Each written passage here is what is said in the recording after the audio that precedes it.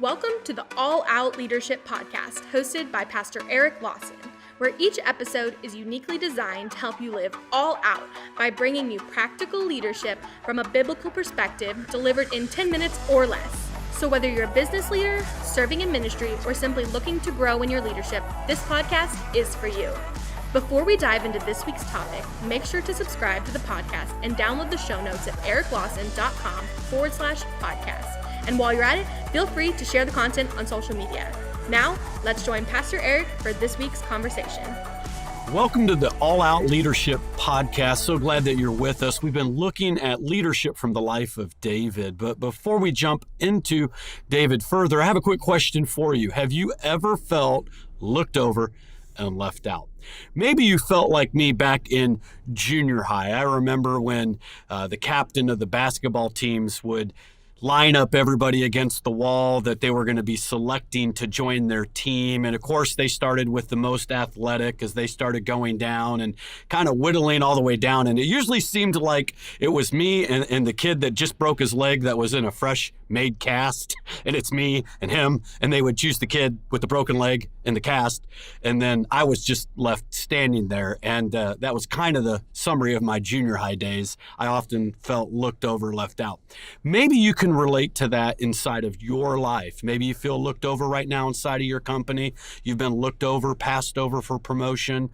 We all experience these feelings inside of our life. What matters is, how do we manage that? What do we do with that feeling of disappointment that people can't seem to see what we see in ourselves, the gift, the calling, the vision that we have? Well, David experienced the exact same thing that we all encounter at times, feeling looked over and left out. So I want to read to you from 1 Samuel chapter 16, verse 1.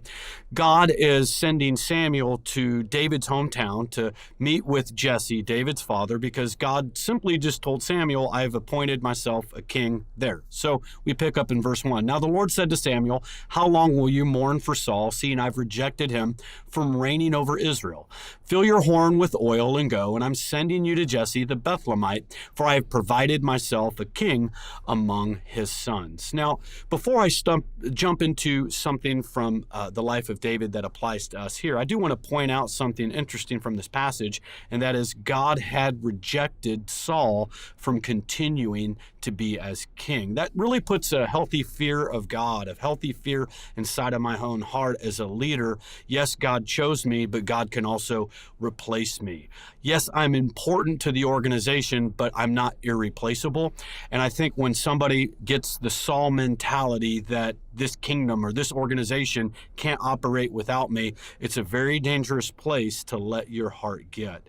We need a tender heart and to have a healthy fear of God when it comes to, yes, we're important, but God can replace us. So David is about 15 years old when this event takes place. Samuel gets to Jesse's house, and Jesse starts to have his sons pass before Samuel to be considered for selection. So I want to read this verse. So it was when they came that they looked at Eliab and said, surely the Lord's anointed is before him. But the Lord said to Samuel, don't look at his appearance or his physical stature, because I've refused him. For the Lord does not see as man sees, for man looks at the outward appearance, but the Lord looks at the heart. So two things I want to bring outside of this passage. First of all, is I've heard this often misapplied. People will use this as an excuse for a sloppy appearance, for a lack of excellence, and they'll just kind of go, hey, God looks at the heart, as an excuse to not take care of the outward appearance of your organization, your church,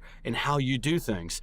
Remember, man does look at the outward appearance. God does make that clear. If you're an organization, you're a business, you're trying to reach man, your customers. You're trying to, as a church, reach people for Christ, and they do judge the messenger before they listen to the message. This isn't an excuse to be lazy and to be sloppy when we're trying to reach man.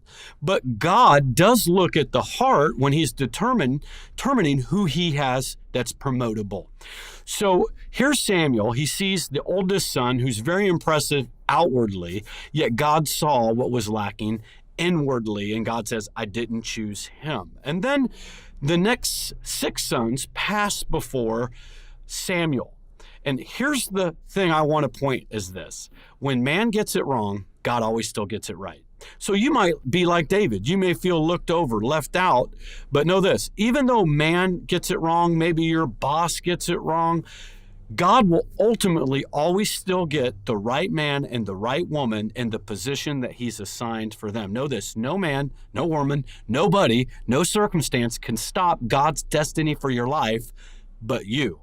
Really, life and success is simply staying out of God's way and trusting him to do what only he can do. So we continue in verse 11. And Samuel said to Jesse, are all the young men here? Then he said, well, there remains yet the youngest, and he's there keeping the sheep. You could just hear in Dad's voice kind of the cynicism and kind of the downgrading of his son David. Like he wasn't even considered worthy to be invited as an option for Samuel to consider. And here we see that even though Dad got it wrong, God still gets it right. And maybe your family doesn't see the gifts and talents inside of you. Maybe your boss doesn't see it.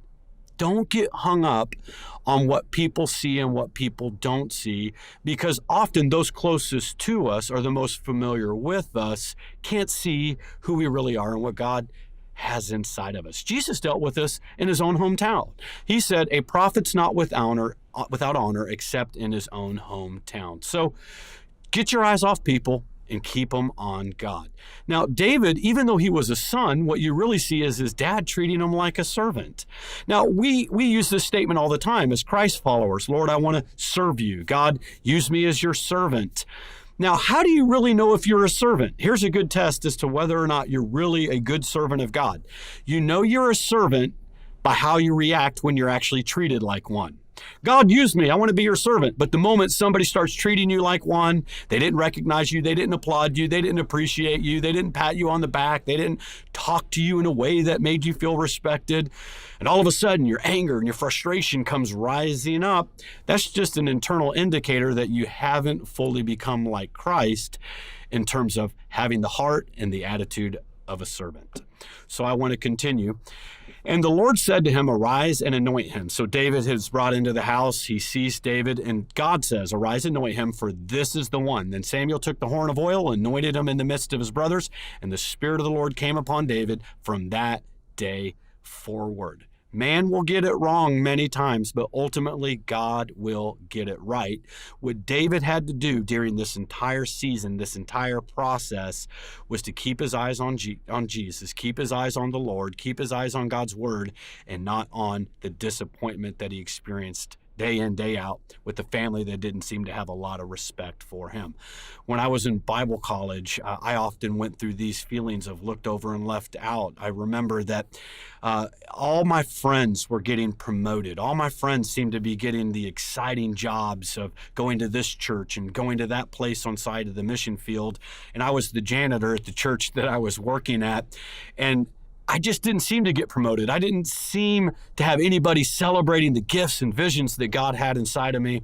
And it was in those moments that I had to know how to encourage myself in the Lord, that I had to know how that God ultimately held my future. Whether or not anybody saw it, I know that God holds my future. And so here David finally gets vindication.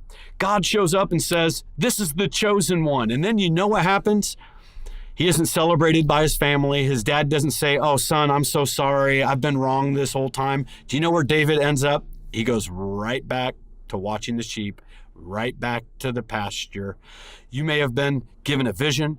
God may be speaking something great to you, and you're excited, and you try to share it with other people, and it doesn't change. The circumstances don't change. You just seem right back where you were, people treating you the same way. Well, David went through those exact same things. So what happened when David went back to the sheepfold? What did God do to move him from the sheepfold to ultimately the greatest leader in Israel's history? We're going to continue with that next week. Thank you for joining us on the All Out Leadership Podcast. We hope you gained new biblical insight that challenged you to grow in your leadership. If you've enjoyed this week's episode, we would love your help in getting the content out farther.